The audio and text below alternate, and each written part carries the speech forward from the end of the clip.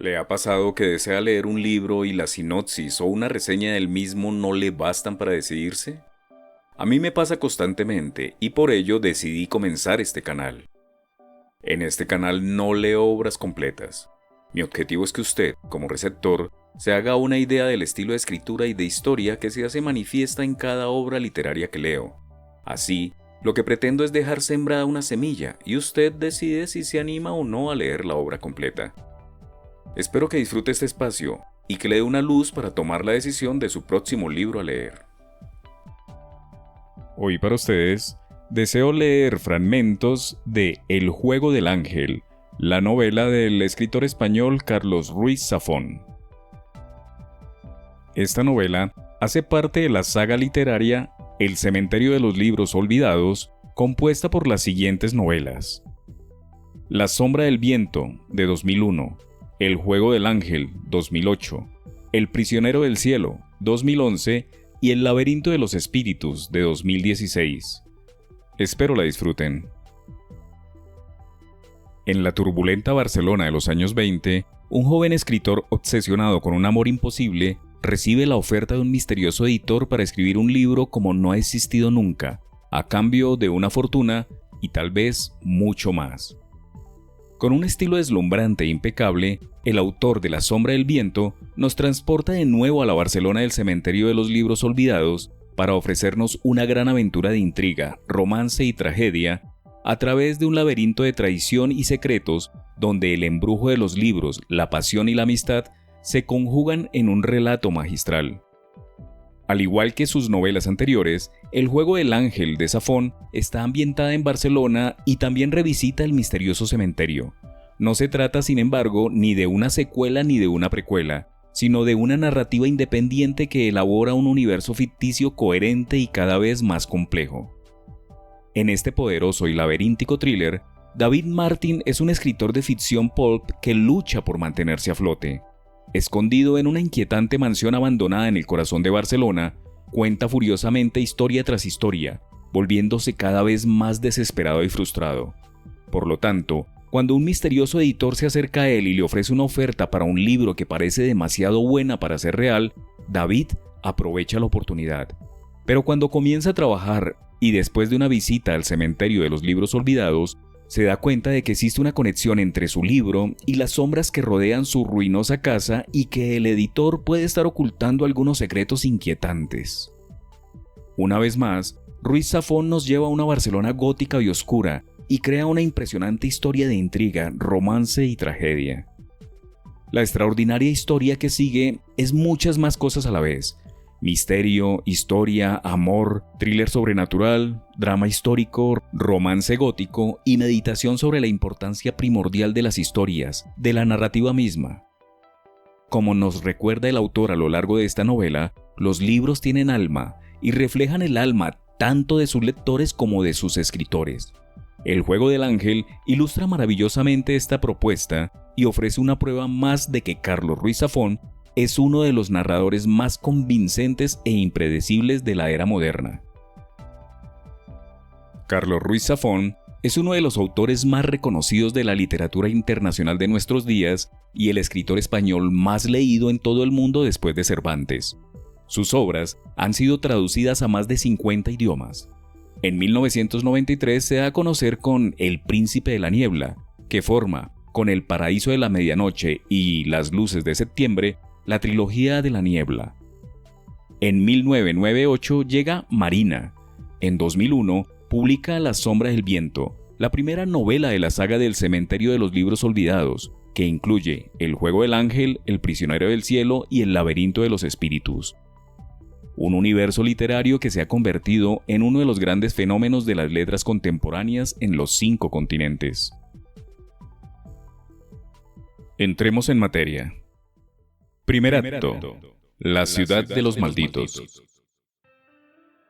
Un escritor nunca olvida la primera vez que acepta unas monedas o un elogio a cambio de una historia. Nunca olvida la primera vez que siente el dulce veneno de la vanidad en la sangre y cree que, si consigue que nadie descubra su falta de talento, el sueño de la literatura será capaz de poner techo sobre su cabeza, un plato caliente al final del día y, lo que más anhela, su nombre impreso en un miserable pedazo de papel que seguramente vivirá más que él. Un escritor está condenado a recordar ese momento, porque para entonces ya está perdido y su alma tiene precio. Mi primera vez llegó en un lejano día de diciembre de 1917.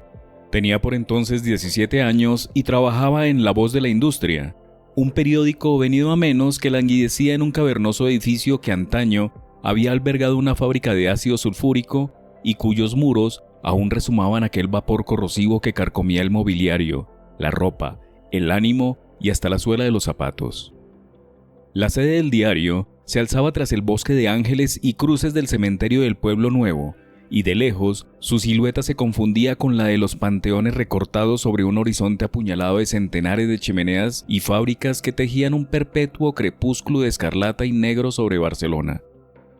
La noche en que iba a cambiar el rumbo de mi vida, el subdirector del periódico, don Basilio Moragas, tuvo a bien convocarme poco antes del cierre en el oscuro cubículo enclavado al fondo de la redacción que hacía las veces de despacho y de fumadero de habanos. Don Basilio era un hombre de aspecto feroz y bigotes frondosos que no se andaba con ñoñerías y suscribía la teoría de que un uso liberal de adverbios y la adjetivación excesiva era cosa de pervertidos y gentes con deficiencias vitamínicas. Si descubría un redactor proclive a la prosa florida, lo enviaba 3 semanas a componer esquelas funerarias. Si, tras la purga, el individuo reincidía, don Basilio lo apuntaba a la sección de labores del hogar a perpetuidad. Todos le teníamos pavor, y él lo sabía. Don Basilio. ¿Me ha hecho usted llamar?, ofrecí tímidamente. El subdirector me miró de reojo. Me adentré en el despacho que olía a sudor y a tabaco, en ese orden. Don Basilio ignoró mi presencia y siguió repasando uno de los artículos que tenía sobre el escritorio, lápiz rojo en mano. Durante un par de minutos, el subdirector ametralló a correcciones, cuando no amputaciones, el texto, mascullando exabruptos como si yo no estuviese allí. Sin saber qué hacer, advertí que había una silla apostada contra la pared e hice ademán de tomar asiento. ¿Quién le ha dicho que se siente?, murmuró don Basilio sin levantar la vista del texto. Me incorporé a toda prisa y contuve la respiración. El subdirector suspiró, dejó caer su lápiz rojo y se reclinó en su butaca para examinarme como si fuese un trasto inservible. Me han dicho que usted escribe, Martín. Tragué saliva y cuando abrí la boca emergió un ridículo hilo de voz. Un poco, bueno, no sé, quiero decir que, bueno, sí, escribo. Confío en que lo haga mejor de lo que habla. ¿Y qué escribe usted, si no es mucho preguntar? Historias policíacas, me refiero a... Ya pillo la idea. La mirada que me dedicó don Basilio fue impagable. Si le hubiese dicho que me dedicaba a hacer figurillas de pesebre con estiércol fresco, le hubiera arrancado el triple de entusiasmo. Suspiró de nuevo y se encogió de hombros. Vidal dice que no es usted del todo malo, que destaca. Claro que, con la competencia que hay por estos lares, tampoco hace falta correr mucho. Pero si Vidal lo dice...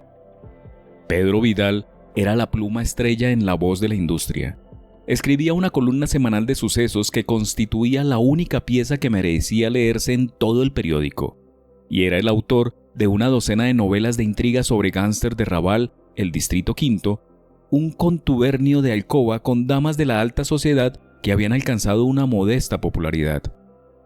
Enfundado siempre en impecables trajes de seda y relucientes mocasines italianos, Vidal tenía las trazas y el gesto de un galán de sesión de tarde, con su cabello rubio siempre bien peinado, su bigote a lápiz y la sonrisa fácil y generosa de quien se siente a gusto en su piel y en el mundo.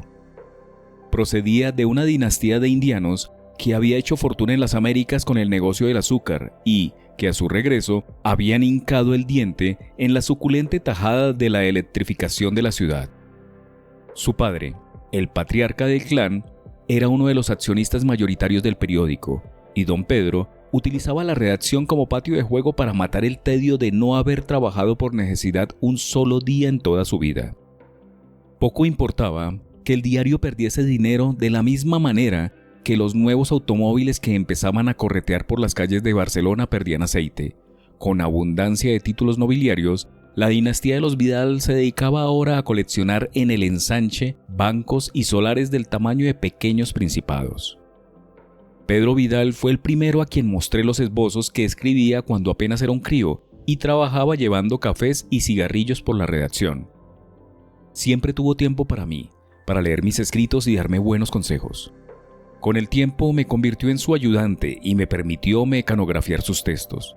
Fue él quien me dijo que si deseaba apostarme el destino en la ruleta rusa de la literatura, estaba dispuesto a ayudarme y a guiar mis primeros pasos. Fiel a su palabra, me lanzaba ahora a las garras de don Basilio, el cancerbero del periódico. Vidal es un sentimental que todavía cree que esas leyendas profundamente antiespañolas como la meritocracia o el dar oportunidades al que las merece y no al enchufado de turno. Forrado como está, ya puede permitirse ir de lírico por el mundo. Si yo tuviese una centésima parte de los duros que le sobran a él, me hubiera dedicado a escribir sonetos y los pajaritos vendrían a comer de mi mano embelesados por mi bondad y mi buen duende. El señor Vidal es un gran hombre, protesté yo. Es más que eso, es un santo, porque, pese a la pinta de muerto de hambre que tiene usted, lleva semanas mareándome con lo talentoso y trabajador que es el Benjamín de la redacción. Él sabe que en el fondo soy un blando, y además me ha asegurado que si le doy a usted esa oportunidad, me regalará una caja de habanos. Y si Vidal lo dice, para mí es como si Moisés bajase del monte con el pedrusco en la mano y la verdad revelada por Montera.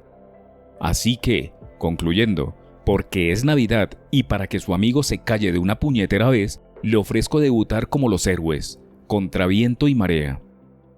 Muchísimas gracias, don Basilio. Le aseguro que no se arrepentirá de... No se embale, pollito. A ver, ¿qué piensa usted del uso generoso e indiscriminado de adverbios y adjetivos? Que es una vergüenza y debería estar tipificado en el Código Penal, respondí con la convicción del converso militante. Don Basilio asintió con aprobación. Va usted bien, Martín. Tiene las prioridades claras. Los que sobreviven en este oficio son los que tienen prioridades y no principios. Este es el plan. Siéntese y empápese porque no se lo voy a repetir 2 veces. El plan era el siguiente. Por motivos en los que don Basilio estimó oportuno no profundizar, la contraportada de la edición dominical, que tradicionalmente se reservaba a un relato literario o de viajes, se había caído a última hora. El contenido previsto era una narración de vena patriótica y encendido lirismo en torno a las gestas de los almogávares en las que estos, canción va, canción viene, salvaban la cristiandad y todo lo que era decente bajo el cielo, empezando por Tierra Santa y acabando por el delta del Llobregat. Lamentablemente, el texto no había llegado a tiempo, o, sospechaba yo, a don Basilio no le daba la real gana de publicarlo. Ello nos dejaba a 6 horas del cierre, y sin ningún otro candidato para sustituir el relato que un anuncio a página publicitando unas fajas hechas de barbas de ballena que prometían caderas de ensueño e inmunidad a los canelones. Ante el dilema, el Consejo de Dirección había dictaminado que había que sacar pecho y recabar los talentos literarios que latían por doquier en la redacción, a fin de subsanar el tapado y salir a 4 columnas con una pieza de interés humanístico para solaz de nuestra leal audiencia familiar. La lista de probados talentos a los que recurrir se componía de 10 hombres, ninguno de los cuales, por supuesto, era el mío. Amigo Martín, las circunstancias han conspirado para que ni uno solo de los paladines que tenemos en nómina figure de cuerpo presente o resulte localizable en un margen de tiempo prudencial. Frente al desastre inminente, he decidido darle a usted la alternativa. Cuente conmigo, señor. Cuento con 5 folios a doble espacio antes de 6 horas, don Edgar Allan Poe. Tráigame una historia, no un discurso. Si quiero sermones, iré a la misa de gallo. Tráigame una historia que no haya leído antes, y si ya la he leído, tráigamela tan bien escrita y contada que no me dé ni cuenta. Me disponía a salir al vuelo cuando don Basilio se levantó, rodeó el escritorio y me colocó una manzana del tamaño y peso de un yunque sobre el hombro. Solo entonces, al verle de cerca, me di cuenta de que le sonreían los ojos. Si la historia es decente, le pagaré 10 pesetas, y si es más que decente y gusta a nuestros lectores, le publicaré más. ¿Alguna indicación específica, don Basilio?, pregunté. Sí, no me defraude. Así comienza en el capítulo primero El juego del ángel. La historia de David Martín fue aprobada con méritos y de la misma forma le fue concedida la crónica dominical. Martín comienza a escribir una sección llamada Los Misterios de Barcelona, una especie de serie policíaca de los misterios que acogen a la ciudad. Su éxito es visto por los demás redactores como el fruto del padrinazgo que tiene Pedro Vidal con él. Con el paso de los días, a David Martín llega un sobre anónimo que lo felicita por su trabajo. Querido amigo, me permito escribirle para transmitirle mi admiración y felicitarle por el éxito cosechado por Los Misterios de Barcelona durante esta temporada en las páginas de La Voz de la Industria. Como lector y amante de la buena literatura, me produce un gran placer encontrar una nueva voz rebosante de talento, juventud y promesa. Permítame, pues, como muestra de mi gratitud por las buenas horas que me ha proporcionado la lectura de sus relatos, invitarle a una pequeña sorpresa que confío resulte de su agrado esta noche a las 12, en El Ensueño. Le estarán esperando. Afectuosamente, A. C. El Ensueño resulta ser un lupanar muy prestigioso. David Martín asiste y allí una mujer de nombre Chloe lo seduce y tienen sexo. Al despertar, ella no está y Martín encuentra la siguiente nota. Andreas Corelli, Ediciones de la Lumière, Boulevard Saint-Germain 69, París. Querido David, la vida está hecha de grandes esperanzas. Cuando esté listo para hacer la suya realidad, póngase en contacto conmigo. Estaré esperando. Su amigo y lector, A. C. David Martín se recupera de la noche agitada que tuvo, y al mismo momento de salir, ya extrañaba a Chloe, la mujer que lo atendió, y se preguntó si Cristina, la hija de Manuel, el chofer de Pedro Vidal, tendría el mismo sabor en sus labios. David siempre había tenido secreta atracción por Cristina, la hija de Manuel. Se decía que Manuel, hace mucho tiempo, había salvado a Pedro Vidal de morir atropellado, y en forma de agradecimiento, Pedro Vidal lo contrató y lo acogió bajo su manto. Algunos días después, David seguía intrigado por Chloe, la mujer del prostíbulo, así que volvió a ese lupanar, y para gran sorpresa, encontró el lugar en total ruina, y se enteró por medio de los vecinos que ese prostíbulo se había incendiado hace 15 años y no había quedado nada de él, más allá de lo que podía ver. Cuando David era un niño, cerca de los 10-12 años, su padre regresó de la guerra, y al poco tiempo su madre los abandonó. Su padre tenía problemas con las drogas, odiaba que Martín leyera porque lo consideraba una pérdida de tiempo. David preguntaba mucho por su mamá. Un día el padre de David lo llevó a ver dónde trabajaba su madre, una mujer muy humilde pero a la cual no le interesó ni poquito quién era David o su propio esposo. A partir de entonces, David Martín odió con toda el alma a su madre. El dolor que les había causado era demasiado grande. David tenía acostumbrado acompañar a su padre en los turnos de celaduría en el periódico. En una noche, frente a él, 3 hombres de la nada llegaron y asesinaron al padre de David. Al quedar huérfano, don Pedro Vidal lo acogió, le dio un trabajo y lo dejó vivir en la bodega del periódico. El lugar favorito de David para esa época era la librería Sempere e Hijos. Allí el señor Sempere permitía a Martín sentarse a leer todo lo que él quisiera y nunca le permitió que le pagase por ninguno de los libros. Ya mayor, en una noche de Navidad, David es despedido. Él inmediatamente va a buscar a don Pedro Vidal y le comenta el caso. Don Pedro le indica que fue él quien pidió que lo despidieran. Le tenía una oferta mejor. Manuel, el chofer de don Pedro, le cuenta a David que a su hija Cristina le encantan las historias de los crímenes de Barcelona. Está fascinada con él. David se emociona mucho por esa noticia. La oferta de don Pedro Consistía en que le había conseguido unos editores que publicaran sus historias, pero bajo un seudónimo. La serie la llamó La ciudad de los malditos. El trato con los editores no era del todo bueno, pero podía escribir a su antojo. Martín, luego de firmar y asegurar la parte económica, decidió alquilar la casa que siempre le había traído desde pequeño, a pesar de que el mismo administrador de la casa le advirtió que allí habían muy malas vibras, que esa casa estaba embrujada. El seudónimo que escogió David para escribir La ciudad de los malditos tomó por nombre Ignatius B. Sanson. La casa en mención lucía abandonada y tenía el aspecto de que sus habitantes habían huido de repente. La casa, a pesar de su estado y de estar en la zona más lúgubre de Barcelona, cautivó a David. La alquiló por 10 años. Ya instalado, una tarde al regresar a su casa, encontró un paquete con un libro en su buzón y en él encontró una nota. Querido David, quería ser el primero en felicitarle en esta nueva etapa de su carrera. He disfrutado enormemente con la lectura de las primeras entregas de La ciudad de los malditos. Confío en que este pequeño obsequio sea de su agrado. Le reitero mi admiración y mi voluntad de que algún día nuestros destinos se crucen. En la seguridad de que así será, le saluda afectuosamente su amigo y lector A.C. Andreas Corelli.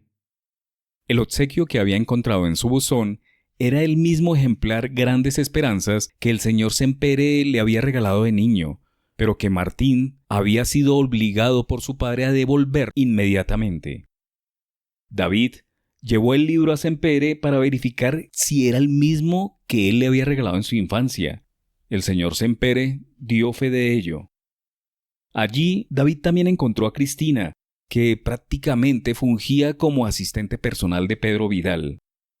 Pocos se dijeron en ese momento, tal vez por la misma atracción que ambos sentían el uno por el otro. Se siguieron encontrando muy ocasionalmente. David solo se dedicaba a escribir encerrado en su casa. A ella David no le era indiferente, pero opinaba que estaba malgastando su juventud al lado de esos editores, que lo explotaban miserablemente. Cristina estaba muy preocupada por don Pedro, pues lo veía muy deprimido. Don Pedro quería escribir una novela, pero realmente no tenía el talento para hacerlo. Entre Cristina y David lo iban a ayudar. Ambos lo estimaban demasiado y sufrían ellos al verlo sufrir a él.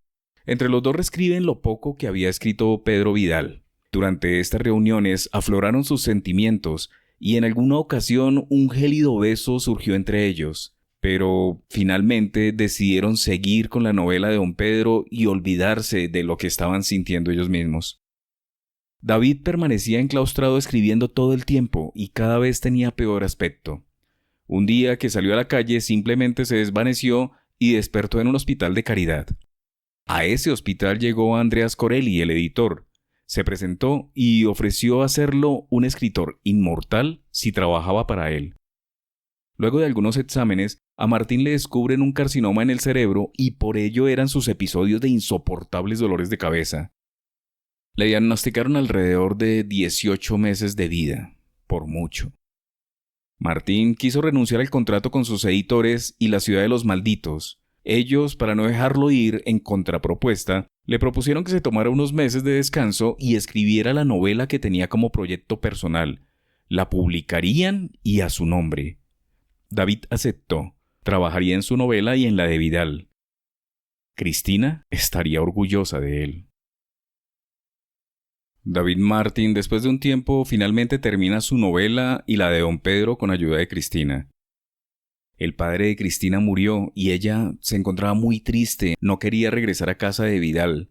Entonces, esa noche se reunió con Martín y se quedó con él. Hicieron el amor.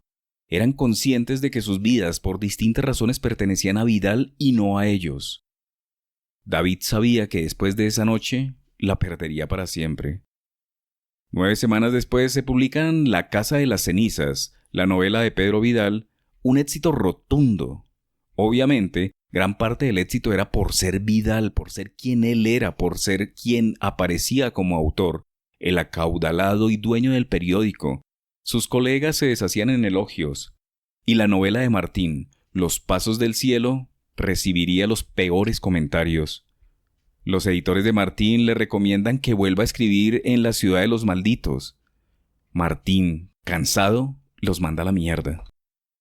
Sus editores lo amenazan con demandarlo si no vuelve a escribir para ellos. Pedro Vidal lo invita a cenar y le pide que cambie su actitud solitaria y ello ayudaría con el éxito de su novela. Vidal, en medio de la conversación, le confiesa a David Martín que el día que mataron a su padre lo hicieron por error. Realmente querían matarlo era a él, pero lo confundieron, y parte de ese sentimiento de culpa fue lo que lo llevó a protegerlo desde que quedó huérfano. También le dijo que pediría en matrimonio la mano de Cristina. Ella aceptó. Martín envía una copia autografiada de su novela Los Pasos del Cielo a su madre. A lo lejos la estaba viendo y vio como ella, al momento de abrirla y ver quién la había escrito, simplemente la tiró a la basura. Martín recuperó esa copia y se dirigió a la librería de Sempere. Autografiada, se la entregó al señor Sempere, quien la ubicó en la vitrina de honor de su librería. Allí por poco se desmaya, se encontraba muy débil. Sempere lo lleva hacia un lugar indicándole que lleve el libro que le acaba de entregar y con la advertencia de que no puede contarle sobre ese lugar absolutamente a nadie. Allí los recibe Isaac Montfort, guardián del cementerio de los libros olvidados. El señor Sempere se va y Martín se adentra en el lugar. Seguía el guardián hasta la base de la gran nave que albergaba el laberinto. El suelo que pisábamos estaba remendado de losas y lápidas, con inscripciones funerarias, cruces y rostros diluidos en la piedra. El guardián se detuvo y deslizó el farol de gas sobre algunas de las piezas de aquel macabro rompecabezas para mi deleite. «Restos de una antigua necrópolis», explicó. «Pero que eso no le dé ideas y decía caerse muerto acá». Continuamos hasta una zona frente a la estructura central que parecía hacer las veces de umbral. Isaac me iba recitando de corrido las normas y deberes, clavándome de vez en cuando una mirada que yo procedía a aplacar con manso asentimiento. Artículo 1. La primera vez que alguien acude aquí tiene derecho a elegir un libro, el que desee, de entre todos los que hay en este lugar. Artículo 2. Cuando se adopta un libro, se contrae la obligación de protegerlo y de hacer cuanto sea posible para que nunca se pierda. De por vida. ¿Dudas hasta el momento?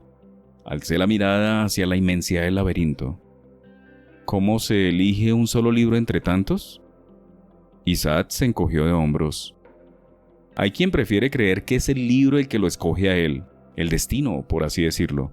Lo que ve usted aquí es la suma de siglos de libros perdidos y olvidados, libros que estaban condenados a ser destruidos y silenciados para siempre, libros que preservan la memoria y el alma de tiempos y prodigios que ya nadie recuerda. Ninguno de nosotros, ni los más viejos, sabe exactamente cuándo fue creado ni por quién. Probablemente es casi tan antiguo como la misma ciudad y ha ido creciendo con ella, a su sombra. Sabemos que el edificio fue levantado con los restos de palacios, iglesias, prisiones y hospitales que alguna vez pudo haber en este lugar. El origen de la estructura principal es de principios del siglo XVIII y no ha dejado de cambiar desde entonces. Con anterioridad, el cementerio de los libros olvidados había estado oculto bajo los túneles de la ciudad medieval. Hay quien dice que en tiempos de la Inquisición, gentes de saber y de mente libre escondían libros prohibidos en sarcófagos y los enterraban en los osarios que había por toda la ciudad para protegerlos, confiando en que generaciones futuras pudieran desenterrarlos. A mediados del siglo pasado, se encontró un largo túnel que conduce desde las entrañas del laberinto hasta los sótanos de una vieja biblioteca que hoy en día está sellada y oculta en las ruinas de una antigua sinagoga del barrio del Cal. Al caer las últimas murallas de la ciudad, se produjo un corrimiento de tierras y el túnel quedó inundado por las aguas del torrente subterráneo que desciende desde hace siglos bajo lo que hoy es la Rambla. Ahora es impracticable, pero suponemos que durante mucho tiempo ese túnel fue una de las vías principales de acceso a este lugar. La mayor parte de la estructura que usted puede ver se desarrolló durante el siglo XIX. No más de 100 personas en toda la ciudad conocen este lugar y espero que Sempere no haya cometido un error al incluirle a usted entre ellas. Negué enérgicamente, pero Isaac me observaba con escepticismo. Artículo 3. Puede usted enterrar su libro donde quiera. ¿Y si me pierdo? Una cláusula adicional, de mi cosecha. Procure no perderse. ¿Se ha perdido alguien alguna vez? Isaac dejó escapar un soplido. Uf. Cuando yo empecé aquí, años contaban lo que Darío Alberti y Zimmerman. Supongo que Sempere no le habrá hablado de eso, claro. ¿Zimmerman? ¿El historiador? No, el domador de focas. ¿Cuántos Daríos Alberti y de Zimmerman usted conoce? El caso es que en el invierno de 1889, Zimmerman se adentró en el laberinto y desapareció en él por espacio de una semana. Lo encontraron escondido en uno de los túneles, medio muerto de terror. Se había emparedado detrás de varias hileras de textos sagrados para evitar ser visto. ¿Visto? ¿Visto por quién? Isaac me miró largamente. Por el hombre de negro. ¿Seguro que Sempere no le ha contado esto? Seguro que no. Isaac bajó la voz y adoptó un tono confidencial. Algunos de los miembros, a lo largo de los años, han visto a veces al hombre de negro en los túneles del laberinto. Todos le describen de una manera diferente. Hay quien incluso afirma haber hablado con él.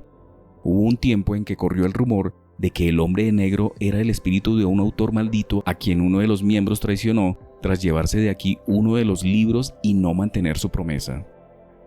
El libro se perdió para siempre y el difunto autor vaga eternamente por los corredores buscando venganza. Ya sabe usted, ese tipo de cosas a lo Henry James que no le van tanto a la gente.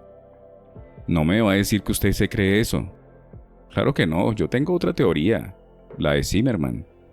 ¿Qué es? Que el hombre de negro es el patrón de este lugar, el padre de todo conocimiento secreto y prohibido, del saber y de la memoria, portador de la luz de cuentistas y escritores desde tiempos inmemoriales. Es nuestro ángel de la guarda, el ángel de las mentiras y de la noche. ¿Me toma usted el pelo? Todo laberinto tiene su minotauro, apuntó el guardián. Isaac sonrió enigmáticamente y señaló hacia la entrada del laberinto. Todo suyo. Enfilé una pasarela que conducía a una de las entradas y penetré lentamente en un largo corredor de libros que describía una curva ascendente. Al llegar al final de la curva, el túnel se bifurcaba en 4 pasadizos y formaba un pequeño círculo desde el que ascendía una escalera de caracol que se perdía en las alturas. Subí las escaleras hasta encontrar un rellano desde el que partían 3 túneles. Elegí uno de ellos, el que creía que conducía hacia el corazón de la estructura, y me aventuré. A mi paso, rozaba los lomos de centenares de libros con los dedos. Me dejé impregnar del olor, de la luz que conseguía filtrarse entre rendijas y de las linternas de cristal horadadas en la estructura de madera y que flotaban en espejos y penumbras. Caminé sin rumbo por espacio de casi 30 minutos, hasta llegar a una suerte de cámara cerrada en la que había una mesa y una silla. Las paredes estaban hechas de libros y parecían sólidas, a excepción de un pequeño resquicio del que daba la impresión de que alguien se había llevado un tomo.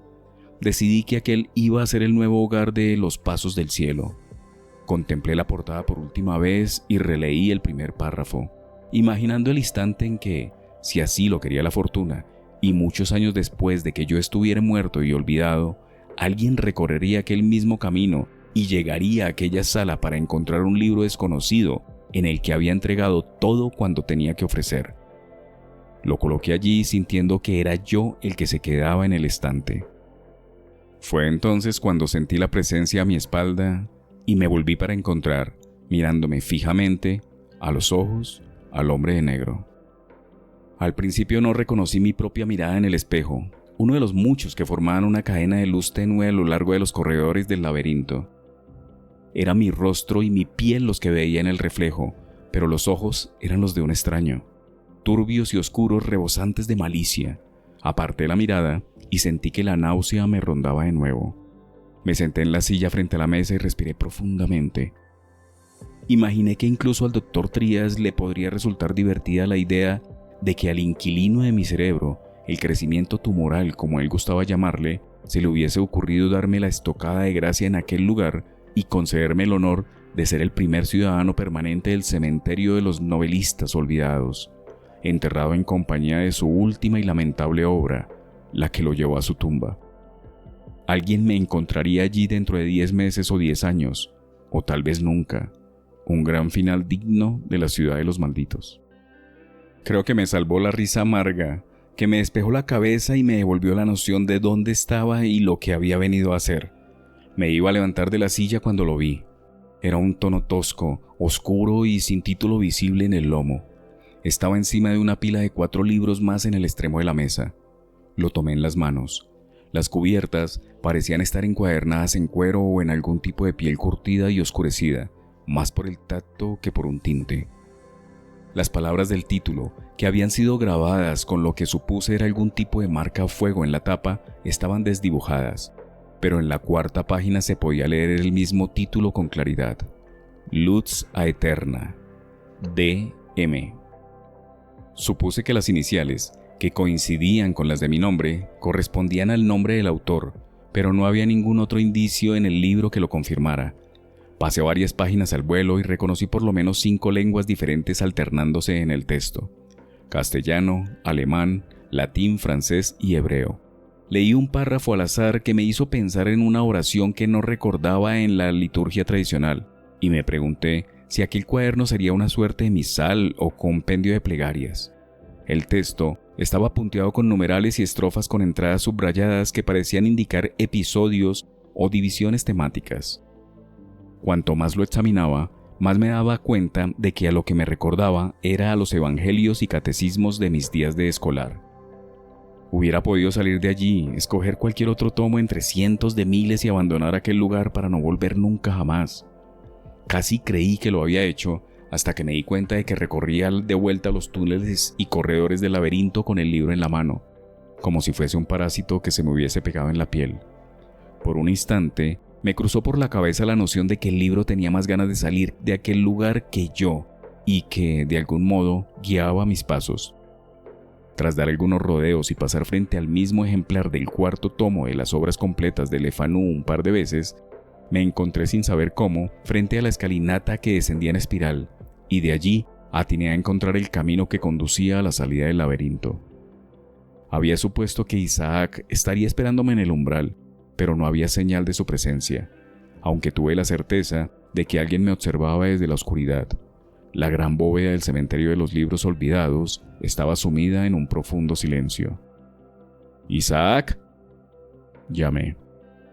El eco de mi voz se perdió en la sombra. Esperé unos segundos en vano y me encaminé rumbo a la salida. La tiniebla azul que se filtraba por la cúpula se fue desvaneciendo hasta que la oscuridad a mi alrededor fue casi absoluta. Unos pasos más allá, distinguí una luz que parpadeaba en el extremo de la galería y pude comprobar que el guardián había dejado el farol al pie del portón. Me volví por última vez para escrutar la oscuridad de la galería. Tiré de la manija que ponía en marcha el mecanismo de rieles y poleas. Los anclajes del cerrojo se liberaron uno a uno y la puerta cedió unos centímetros. La empujé justo lo suficiente para pasar y salí al exterior. En unos segundos, la puerta empezó a cerrarse de nuevo y se selló con un profundo eco. Martín regresa a su casa con muchas dificultades, luego de desmayarse un par de veces en la calle. Al llegar encuentra otro sobre de Corelli. Apreciado señor Martín, voy a pasar un tiempo en la ciudad y me complacería mucho poder disfrutar de su compañía y tal vez de la oportunidad de recuperar el tema de mi oferta. Le agradecería mucho que, si no tiene compromiso previo, me acompañase para cenar el próximo viernes 13 de este mes a las 10 de la noche en una pequeña villa que he alquilado para mi estancia en Barcelona. La casa está situada en la esquina de las calles Olot y San José de la Montaña, junto a la entrada del Parque Güell. Confío y deseo que le sea posible venir. Su amigo, Andreas Corelli. La noche en que hicieron el amor Cristina y David, ella dejó un álbum de fotos y él se prendó de una en donde ella parecía de niña tomada de la mano de un adulto que no se distinguía quién era. Los dolores de cabeza no le permitían casi ni pensar y deseó morir, pero sintió una voz que le susurró: «Todavía no, todavía no». Una semana completa pasó alucinando y sufriendo hasta que recobró la conciencia el mismo viernes 13 que tenía la cita con Corelli. Esa misma tarde, Pedro Vidal y Cristina se casaron. David vio la boda desde lejos y los maldijo profundamente. Regresó a su casa y buscó el arma de su padre que aún conservaba. La cargó y apuntó a su sien. Tensó el percutor. Una fuerte ventisca azotó las puertas y ventanas e hizo reaccionar a Martín. Martín asistió a la cita en la casa de Corelli, ubicada en la cima del Parque Güell, un lugar olvidado y desatendido que lo hacía ver como un Edén maldito. Martín entra a la casa, pero no hay nadie.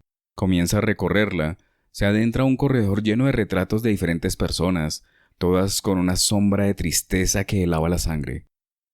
De repente, escucha la voz de Corelli.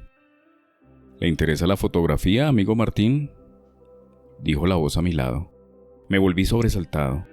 Andreas Corelli contemplaba las fotografías junto a mí con una sonrisa prendida de melancolía. No le había visto ni oído aproximarse y cuando me sonrió sentí un escalofrío.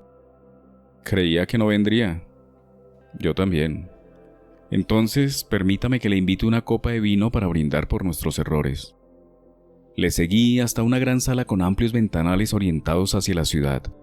Corelli me indicó que tomase asiento en una butaca y procedió a servir 2 copas de una botella de cristal que había sobre una mesa. Me tendió la copa y tomó asiento en la butaca opuesta. Probé el vino. Era excelente.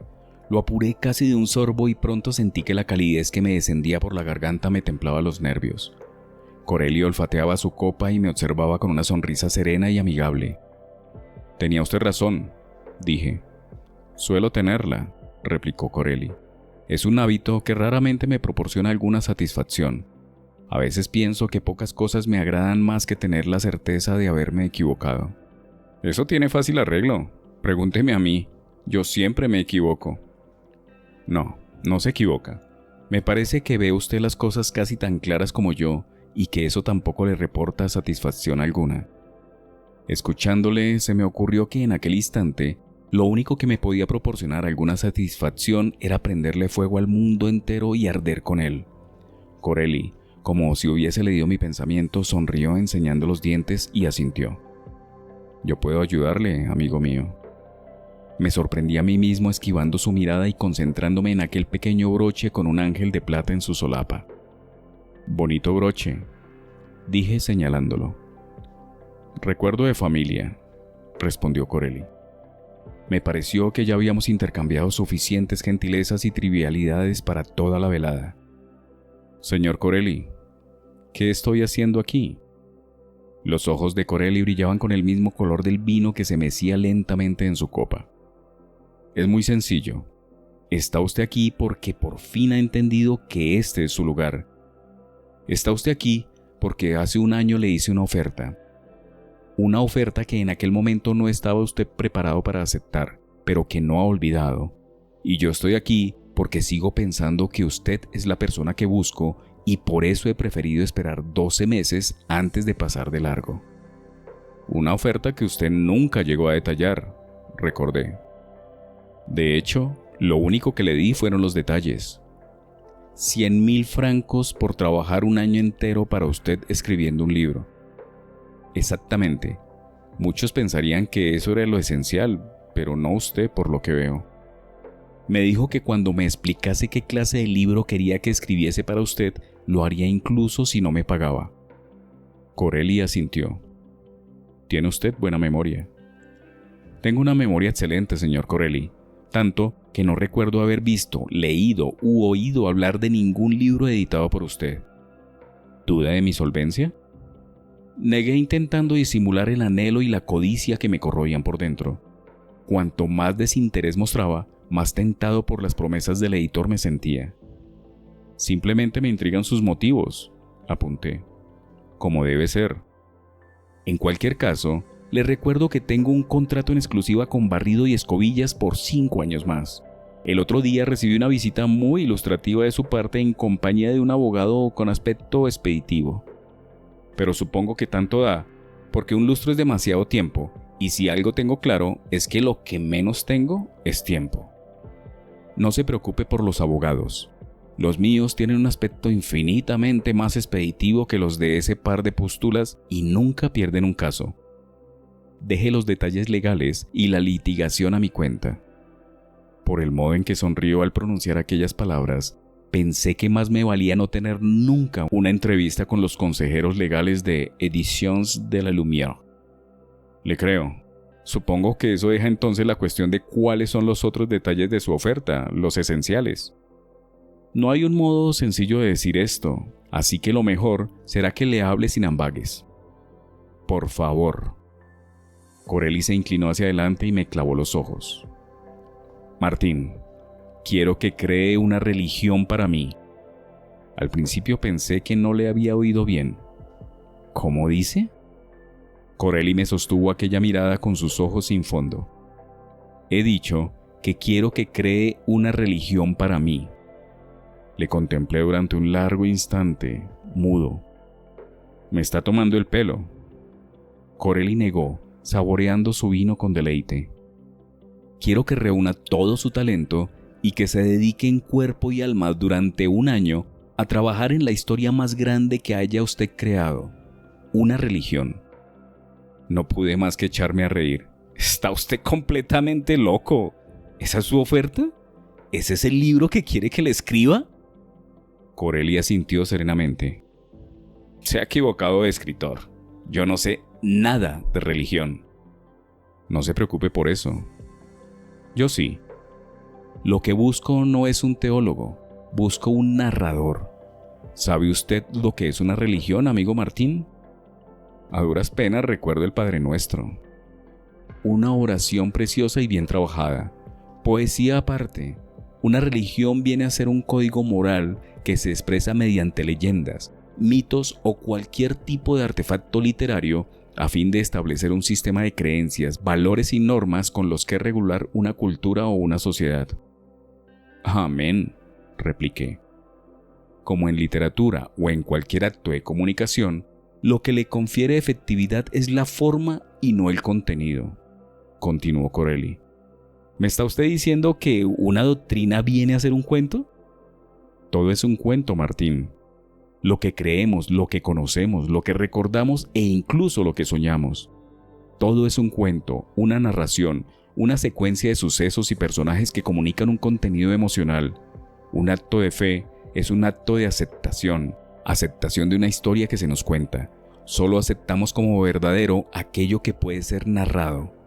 No me diga que no le tienta la idea. ¿No le tienta crear una historia por la que los hombres sean capaces de vivir y morir? ¿Por la que sean capaces de matar y dejarse matar? ¿De sacrificarse y condenarse? ¿De entregar su alma? ¿Qué mayor desafío para su oficio que crear una historia tan poderosa que trascienda la ficción y se convierta en verdad revelada? Nos miramos en silencio durante varios segundos. Creo que ya sabe cuál es mi respuesta, dije finalmente. Corelli sonrió. Yo sí. El que creo que no la sabe todavía es usted. Gracias por la compañía, señor Corelli, y por el vino y los discursos, muy provocativos. Ándese con ojo a quien se lo suelta. Le deseo que encuentre a su hombre y que el panfleto sea todo un éxito. Me incorporé y me dispuse a marcharme. ¿Le esperan en algún sitio, Martín? No contesté, pero me detuve. ¿No siente uno rabia cuando sabe que podría haber tantas cosas por las que vivir con salud y fortuna sin ataduras? Dijo Corelli a mi espalda. ¿No siente uno rabia cuando se las arrancan de las manos? Me volví lentamente. ¿Qué es un año de trabajo frente a la posibilidad de todo cuanto uno desea se haga realidad? ¿Qué es un año de trabajo frente a la promesa de una larga existencia de plenitud? Nada, dije para mis adentros, a mi pesar, nada. ¿Es esa su promesa? Ponga usted el precio. ¿Quiere prenderle fuego a un mundo y arder con él? Hagámoslo juntos. Usted fija el precio. Yo estoy dispuesto a darle aquello que usted más quiera. No sé qué es lo que más quiero. Yo creo que sí lo sabe. El editor sonrió y me guiñó un ojo. Se incorporó y se aproximó a una cómoda sobre la que reposaba una lámpara. Abrió el primer cajón y extrajo un sobre de pergamino. Me lo tendió, pero no lo acepté. Lo dejó sobre la mesa que había entre nosotros y se sentó de nuevo, sin decir palabra. El sobre estaba abierto y en su interior se entreveía lo que parecían varios fajos de billetes de 100 francos. una fortuna. ¿Guarda usted todo ese dinero en un cajón y deja su puerta abierta?, pregunté. Puede contarlo. Si le parece insuficiente, mencione la cifra. Ya le dije que no iba a discutir de dinero con usted. Miré aquel pedazo de fortuna durante un largo instante y finalmente negué. Al menos lo había visto. Era real. La oferta y la vanidad que me compraba en aquellos momentos de miseria y desesperanza eran reales. No puedo aceptarlo, dije. ¿Cree que es dinero sucio? Todo el dinero es sucio. Si estuviera limpio nadie lo querría, pero ese no es el problema. Entonces, no puedo aceptarlo porque no puedo aceptar su oferta. No podría aunque quisiera. Corelli sopesó mis palabras. ¿Puedo preguntarle por qué? Porque me estoy muriendo, señor Corelli. Porque me quedan solo semanas de vida, tal vez días. Porque no me queda nada que ofrecer. Corelli bajó la mirada y se sumió en un largo silencio. Escuché el viento arañar las ventanas y reptar sobre la casa. No me diga que no lo sabía usted, añadí. Lo intuía. Corelli permaneció sentado sin mirarme. Hay muchos otros escritores que pueden escribir ese libro para usted, señor Corelli. Le agradezco su oferta, más de lo que imagina. Buenas noches. Me encaminé hacia la salida. Digamos que pudiera ayudarle a superar su enfermedad, dijo. Me detuve a medio pasillo y me volví. Corelli estaba apenas a 2 palmos de mí y me miraba fijamente. Me pareció que era más alto que cuando le había visto por primera vez en el corredor y que sus ojos eran más grandes y oscuros. Pude ver mi reflejo en sus pupilas encogiéndose a medida que éstas se dilataban. ¿Le inquieta mi aspecto, amigo Martín? Tragué saliva. Sí, confesé. Por favor, vuelva a la sala y siéntese. Deme la oportunidad de explicarle más. ¿Qué tiene que perder? Nada, supongo. Me puso la mano sobre el brazo con delicadeza. Tenía los dedos largos y pálidos. No tiene nada que temer de mí, Martín. Soy su amigo. Su tacto era reconfortante. Me dejé guiar de nuevo a la sala y tomé asiento dócilmente, como un niño esperando las palabras de un adulto. Corelli se arrodilló junto a la butaca y posó su mirada sobre la mía. Me tomó la mano y la apretó con fuerza. ¿Quiere usted vivir? Quise responder, pero no encontré palabras. Me di cuenta de que se me hacía un nudo en la garganta y los ojos se me llenaban de lágrimas. No había comprendido hasta entonces lo mucho que ansiaba seguir respirando, seguir abriendo los ojos cada mañana y poder salir a la calle para pisar las piedras y ver el cielo, y sobre todo, seguir recordando. Asentí. Voy a ayudarle, amigo Martín. Solo le pido que confíe en mí. Acepte mi oferta. Déjeme ayudarle. Déjeme que le entregue lo que más desea. Esa es mi promesa. Asentí de nuevo. Acepto. Corelli sonrió y se inclinó sobre mí para besarme en la mejilla. Tenía los labios fríos como el hielo. Usted y yo, amigo mío, vamos a hacer grandes cosas juntos. Ya lo verá. Me brindó un pañuelo para que me secase las lágrimas. Lo hice sin sentir la vergüenza muda de llorar frente a un extraño. Algo que no había hecho desde que murió mi padre. Está usted agotado, Martín. Quédese aquí a pasar la noche. En esta casa sobran las habitaciones.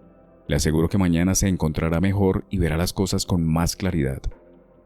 Me encogí de hombros, aunque comprendí que Corelli tenía razón. Apenas me tenía de pie y tan solo deseaba dormir profundamente. No me veía con ánimos ni de levantarme de aquella butaca, la más cómoda y acogedora en la historia universal de todas las butacas. Si no le importa, prefiero quedarme aquí. Por supuesto, le voy a dejar descansar. Muy pronto se sentirá mejor, le doy mi palabra. Corelli se aproximó a la cómoda y apagó la lámpara de gas. La sala se sumergió en la penumbra azul. Se me desplomaban los párpados y una sensación de embriaguez me inundaba la cabeza. Pero atiné a ver la silueta de Corelli cruzar la sala y desvanecerse en la sombra. Cerré los ojos y escuché el susurro del viento tras los cristales. Martín cayó en un sueño profundo. Soñó que estaba en su casa y se inundaba. Los 100.000 francos que Corelli le pagó flotaban a su alrededor. Un poco más tarde, Soñó que en la casa de Corelli se levantaba de su silla, la más cómoda, y bajaba por unas escaleras.